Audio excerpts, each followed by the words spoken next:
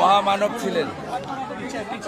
তার তিনি ঠাকুর শ্রী শ্রী রামকৃষ্ণদেব, জগৎজননী মা শারদামণি, স্বামী বিবেকানন্দ এবং বেদান্তের একজন বিশ্বব্যাপী প্রচারক ছিলেন।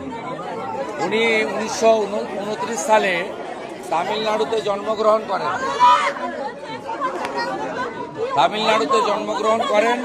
1952 সাল থেকে তিনি মঠ ও মিশনের সঙ্গে যুক্ত এবং এইরকম একজন মহামানব যিনি 1997 থেকে 2007 মঠ ও মিশনের সম্পাদক ছিলেন।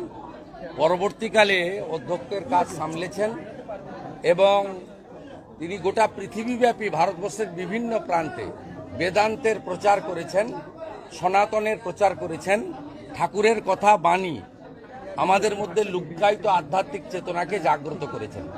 এই মহামানবের প্রয়াণে গোটা ভারতবর্ষ সবাই শোকস্তব্ধ। আমাদের প্রধানমন্ত্রী কলকাতায় এসে উনি অসুস্থ শুনে প্রথমেই উনার কাছে গেছিলেন। তাই আজকে উনাকে দণ্ডবত প্রণাম নিবেদন করেছি, পুষ্পার্ঘ্য নিবেদন করেছি এবং বিদেহী আত্মার প্রতি আমার প্রণাম নিবেদন করে উনার অমরত্ব প্রার্থনা করেছি।